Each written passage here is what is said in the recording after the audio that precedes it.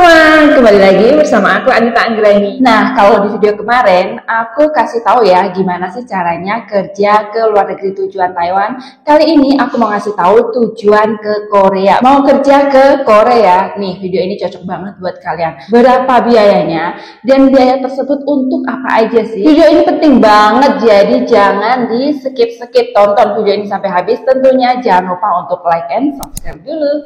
Terima kasih.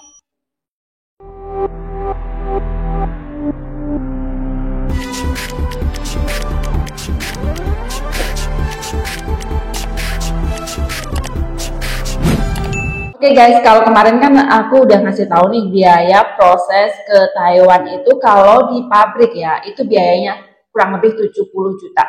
Ya, selama ini banyak sekali TKI, TKL yang udah aku interview, aku tanya mengenai biayanya kalau tujuan di Taiwan itu kebanyakan 70 juta. Bahkan kemarin yang udah aku temuin langsung ya, itu ada 70 dan belum biaya mondar mandirnya itu mungkin kalau di total bisa mencapai hampir 100 juta guys. Nah, kali ini kalau teman-teman berpikir mungkin di Taiwan biayanya banyak banget ya kalau misalkan mau bekerja di pabrik atau sektor formal gitu kan, belum nanti prosesnya, nunggu jobnya. Kalau kalian mau pindah haluan atau kalian yang udah lama di Taiwan bosen nih mau pindah haluan kerja ke negara lain, video ini cocok banget buat kalian. Kita akan bahas biaya bekerja ke Korea atau program G2G. Nah guys, tapi sebelumnya ada disclaimer dulu ya, karena ini adalah informasi yang udah aku cari-cari, yang udah aku dapat dari berbagai arah atau dari berbagai teman-teman yang udah aku interview gitu ya. Dan aku juga langsung tanya ke sama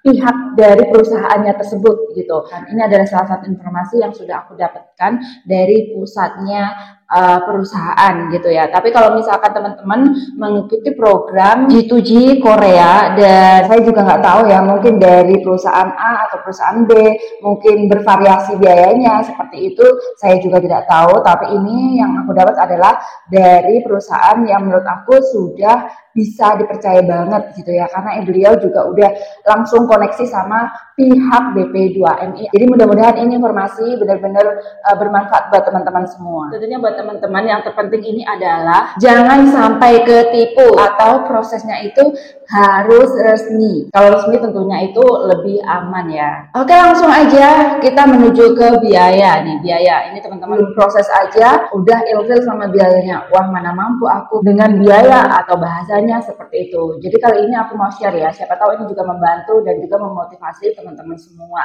gitu. Untuk biaya ke Korea program G2G atau ini juga program pemerintah ya, persetujuan pemerintah Indonesia dan juga pemerintah Korea. Yang pertama biaya pendaftaran pendidikan atau juga biaya mandiri. Satu, biaya pendaftaran. Ini biasanya biaya pendaftaran yang pertama ini teman-teman bisa mendapatkan kaos ya. Dan ini biayanya sebesar Rp250.000.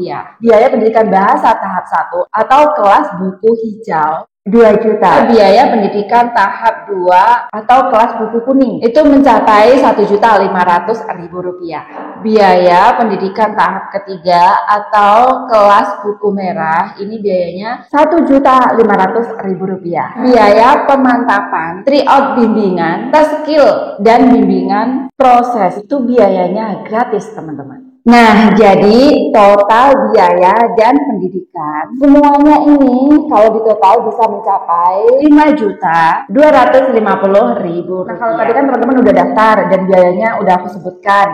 Sekarang adalah biaya prosesnya. Apa aja sih prosesnya dan berapa biayanya? Yang pertama adalah medical check up. Ini biasanya biayanya Rp850.000. Kedua adalah SKCK Polda. Biayanya Rp50.000. Paspor Rp320.000. Pengiriman dokumen persyaratan ke BP2MI. Ini pengiriman data atau pengiriman dokumen persyaratan ke BP2MI ini gratis teman-teman. Kemudian selanjutnya SLC atau kontrak kerja, ini gratis, jadi tidak perlu biaya. Totalnya adalah Rp1.220.000. Jadi untuk biaya ini setelah lulus ujian EPS ya teman-teman. Jadi kalau kalian itu sudah lulus ujian EPS atau tes skill, maka kalian harus menyiapkan biaya untuk mengurus medical, SKCK dari Polda, paspor, dan sebagainya seperti persyaratan yang aku sebutkan tadi. Itu totalnya adalah 1.220.000. Nah, kemudian biaya orientasi atau pra-pemberangkatan dan pemberkasan. Kalau kalian itu udah mau siap terbang gitu loh teman-teman. Jadi kalian itu harus melalui atau menyiapkan biaya untuk proses seperti medical check up lagi atau MCU. Nah, ini biayanya sama 850.000 rupiah. Biaya akomodasi preliminary, training atau OPP, dan ini biayanya gratis. Psikotes biayanya itu 125.000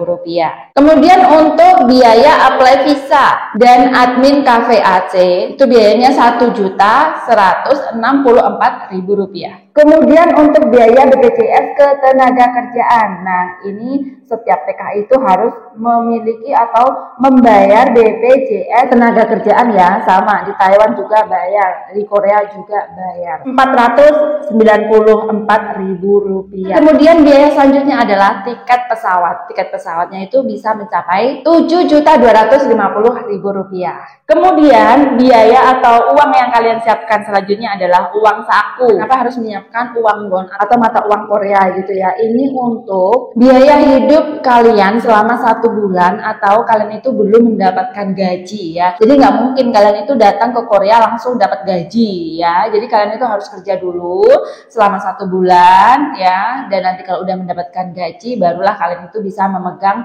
mata uang Korea atau uang won ya. Jadi kalau misalkan kalian itu belum ada gaji, kalian harus menyiapkan uang saku untuk biaya hidup kalian selama di sana. Kan kalian juga perlu makan, perlu minum seperti itu. Jadi kalian harus menyiapkan uang 5 juta rupiah ya untuk ditukar dengan mata uang. Jadi kalau di total itu seluruh biayanya itu adalah kurang lebih dari 20 juta rupiah ya teman-teman. Nah, gimana nih kalian mau pilih yang mana? Mau proses tujuan ke Taiwan atau mau proses tujuan ke Korea? Dan kalau teman-teman tanya, kira-kira membutuhkan waktu berapa lama ya?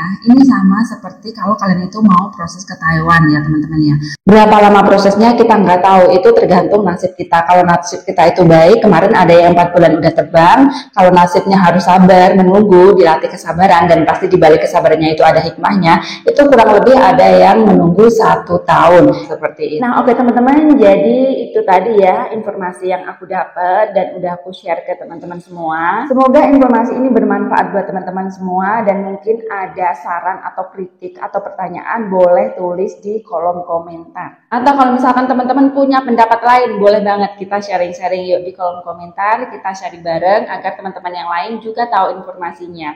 Oke teman-teman, itu tadi informasi dari aku. Terima kasih udah menonton video ini. Tentunya jangan lupa untuk dukung terus channel Anita Anggrani agar terus berkembang. Caranya gampang banget, hanya klik tombol subscribe dan jangan lupa di like, di komen, dan di share. Terima kasih teman-teman, sampai jumpa di video aku selanjutnya. Bye!